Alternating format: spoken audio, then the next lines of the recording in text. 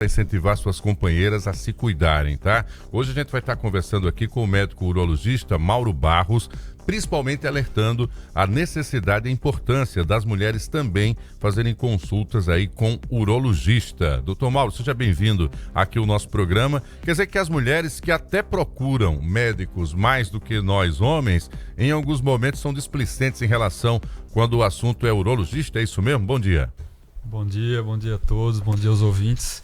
É o seguinte, existe assim muita confusão às vezes, né? O pessoal imagina que o urologista é só o médico do homem, quando na verdade ele é um urologista de ambos os sexos. O né? sistema urinário, né? Do sistema urinário. Então, acaba que muitas vezes a gente percebe que a mulher procura o ginecologista com a queixa urológica e aí através do ginecologista ele vem até a urologia. Mas aí é importante a gente conscientizar, né? Quais seriam esses casos, essas necessidades aí da mulher estar acompanhando com urologia, né? A gente já conversou em outro momento aqui sobre a questão dos cálculos, isso aí é muito frequente, cada vez mais frequente em mulheres também, né? Quando a gente pega as estatísticas antigas, falam que era mais comum nos homens, mas a gente vê que por conta aí a mulher tá hoje inserida no mercado de trabalho, a alimentação de uma maneira geral da gente é uma alimentação hoje que é muito industrializada, então tudo isso vem contribuindo, né, para que a mulher também tenha muito problema com cálculo. E isso é um dos fatores principais da procura ao consultório. Mas o mais comum mesmo é a infecção urinária de repetição. Tá? Então, a mulher, como ela tem uma uretra menor do que a do homem, né? Afinal de contas, o próprio pênis ali, ele é um fator protetor para o homem, para a infecção urinária, acaba que ela tem muitos problemas. Né? É comum a gente ter mulheres com infecções urinárias repetitivas, e isso é uma queixa muito comum no consultório. Além disso, com o envelhecimento, a gente também tem aí as alterações urinárias na mulher também, né? Do jato urinário, as incontinências urinárias. Eu já acompanhei situações, né, em quadros de família, que após gravidez, após questão envolvendo questão de aumento de peso, perda de peso, há um deslocamento, uma pressão maior sobre a região da bexiga, né, por conta ali da região abdominal, e faz uma pressão ali para a área do baixo ventre, prejudicando também essas questões que envolvem o sistema urinário. Isso é mito ou é verdade? É verdade, né? Com o envelhecimento acontece naturalmente aí uma flacidez da musculatura ali do assoalho pélvico. Isso aí vai acontecendo porque acontece em todos os músculos do corpo. Uhum. Mas se a mulher ali ela tem histórico, né, de múltiplas gestações, de partos, né, seja normal ou cesáreo, mas principalmente parto normal, se ela já fez outros procedimentos na região, e se ela tiver fatores genéticos, ela pode ter os prolapsos urogenitais, certo, que é quando a bexiga pode estar descendo, que é a cistocele, quando o reto pode estar descendo, que é a retocele, ou quando o colo uterino pode estar descendo, que é o chamado prolapso apical. Tá? E esses prolapsos ele tem vários graus, né? Tem o grau 1, grau 2, grau 3, e de acordo com essa situação que está ali, ele pode gerar obstrução urinária, tá? Pode gerar obstrução intestinal também, ou ainda você pode ter ali outras situações que quando o prolapso é muito grande, você pode inclusive ter uma ulceração ali da parede, né? Porque vai estar tritando com a roupa ali cronicamente, isso. E aí você pode ter uma situação que é uma comunicação anormal da bexiga com o meio externo e ficar perdendo urina constantemente, que já seria algo mais extremo, né? Mais grave. Então, assim, a queixa do prolapso, ela está muito relacionada a uma sensação ali de peso na região vaginal. Às vezes a mulher chega dizendo que percebeu que tem alguma coisa descendo ali, uma bola, alguma coisa assim que não sabe muito bem o que é. E o mais interessante disso daí é porque hoje as cirurgias, né, para correção, elas são diversas, mas principalmente para a situação do prolapso apical, que é essa que desce o colo do útero e acaba descendo tudo junto, né? Porque quando vem o útero, vem a bexiga e o reto junto, a gente consegue corrigir isso com a robótica. Tá, a gente consegue prender o colo do útero, né, num osso chamado promontório, que faz parte ali da bacia, e colocar uma tela prendendo isso. É uma cirurgia chamada colpopromontofixação. Tá? E aí a paciente ela vai ter uma melhora da qualidade de vida assim, substancial. Tá? E além dessa questão do prolapso em si, a gente tem uma outra situação, que é a mulher que está na menopausa, ela vai ter uma atrofia ali da região da vagina, da própria uretra, assim, ocorrem alterações no tecido. E uma dessas alterações que podem acontecer é a formação de uma proeminência da uretra, que é a carúncula. A carúncula ela forma tipo um carocinho mesmo na saída da uretra, e a mulher ela pode começar a ter sintomas parecidos com os que o homem tem da próstata. Ela pode ter um jato urinário mais fraco, uma dificuldade de conseguir esvaziar a bexiga, e isso está muito associado a ter essas infecções. Entendo. A infecção ela é provocada pela retenção da urina ou essa condição ambiental de uso de vasos, coisas do gênero que levam à infecção? Também, as infecções elas são multifatoriais. Então, assim, a própria atrofia da vagina em si ela é um fator de risco, porque as células ali da vagina elas produzem glicogênio que no metabolismo ali das bactérias do nosso organismo, ele acaba ajudando na proteção. Uhum. Quando ocorre um desbalanço, essa queda da produção desse glicogênio, você perde a microbiota habitual do organismo, e aí você predispõe ao surgimento das bactérias patológicas, porque todos esses germes eles vivem ali numa situação chamada comensalismo, né? Eles vivem em harmonia. Uhum. Quando você tem um desbalanço, aí os germes oportunistas eles crescem. Só que o interessante da carúncula em si, porque às vezes é algo subdiagnosticado, tá? Então, muitas vezes a gente vê ali, chega uma senhora com que está se queixando, quando você vai ver, existe essa proeminência, e é um procedimento super simples que dá para fazer com anestesia local e resolve ali o problema. E quem percebe e sabe identificar é o especialista em urologia. Então, de certa maneira, na presença do ginecologista, pode ser que passe despercebido, achando que é algo que faz parte, né, do processo de envelhecimento. Mas aí é onde tem a questão da qualidade de vida, que o urologista pode ir lá e melhorar nessa condição. Perfeitamente. Faz essa intervenção no próprio consultório, doutor? Muitas vezes no próprio consultório, se o paciente quiser eventualmente fazer uma sedação, alguma coisa assim, a gente pode levar para uma sala cirúrgica.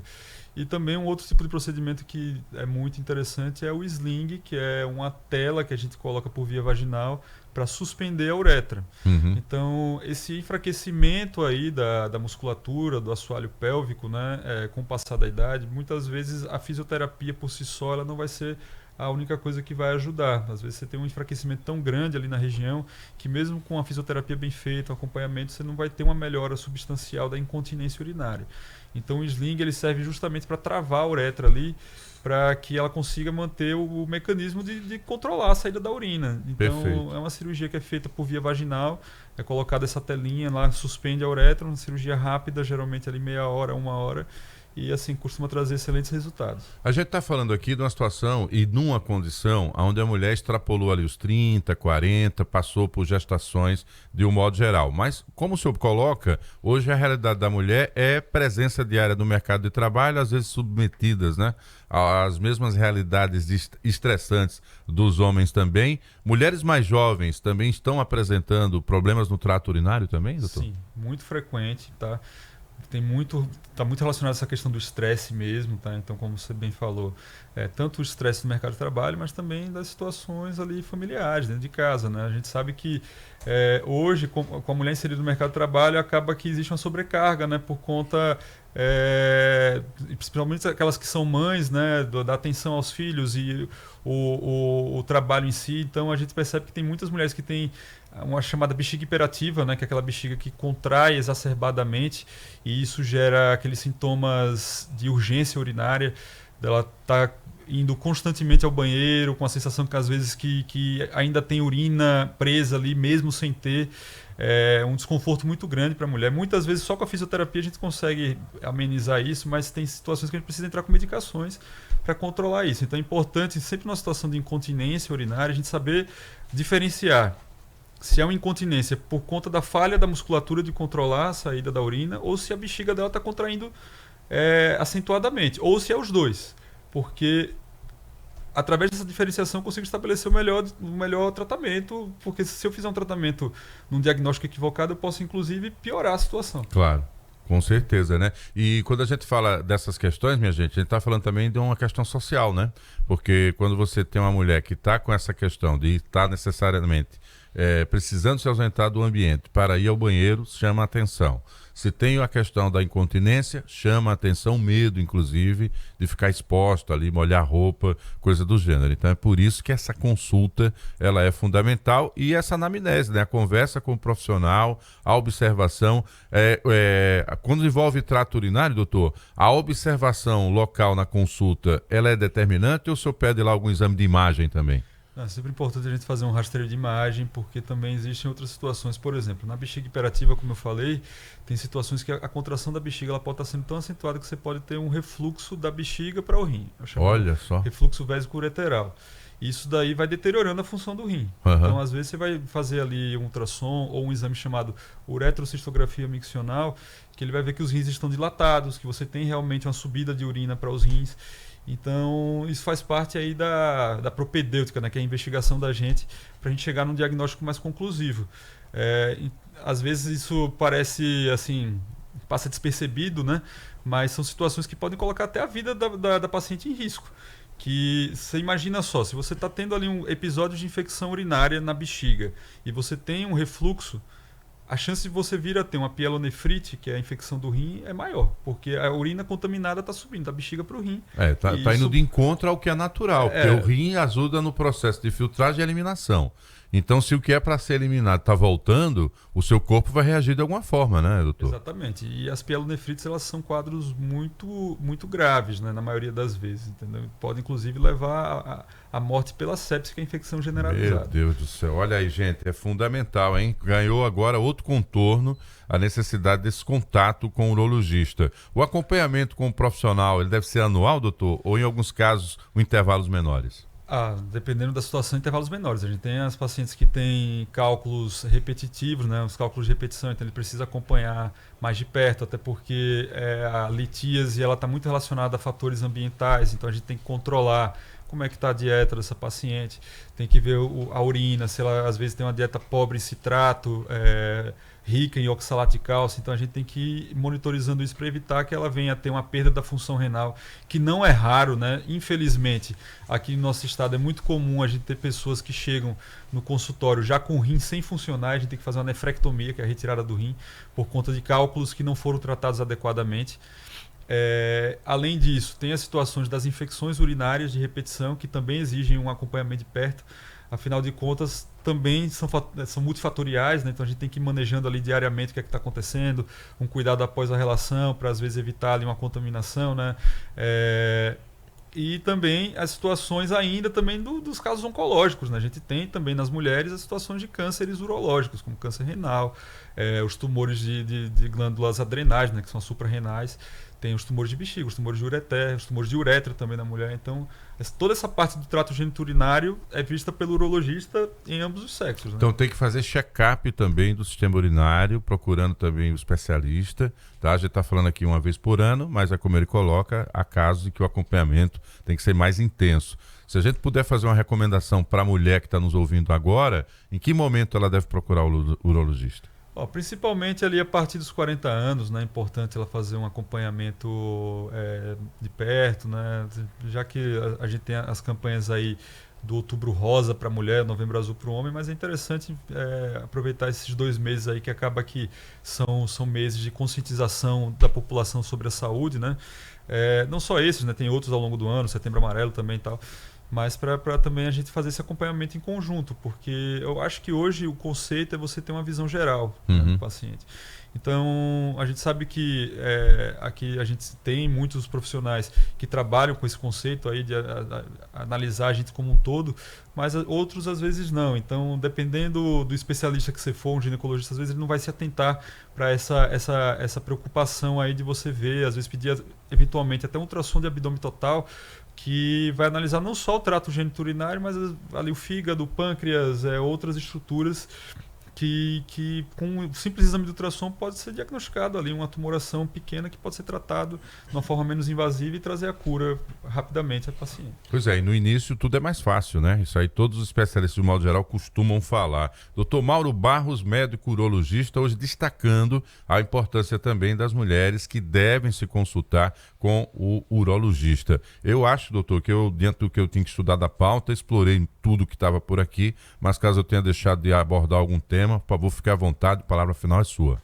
Perfeito, meu amigo. Não, assim, acho que a gente conversou bem, né? Tem outras situações ainda aí relacionadas à parte sexual, né? Tá mais relacionada à ginecologia em si, mas tem muitas mulheres que se queixam às vezes de desconforto durante a relação, relacionada principalmente à menopausa, que o urologista pode contribuir de alguma forma também.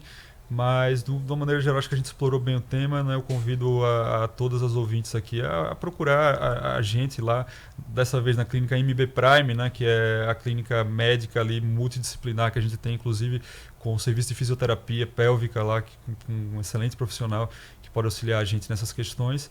E procura a gente para fazer o seu acompanhamento, né? Para a gente ver eventualmente o que pode estar acontecendo. Onde fica ela, doutor? Fica ali na Jatiuca, tá? 5º quarteirão à direita, na Avenida João Davino. Ou a mesma rua ali que vem dos bares de Estela Maris.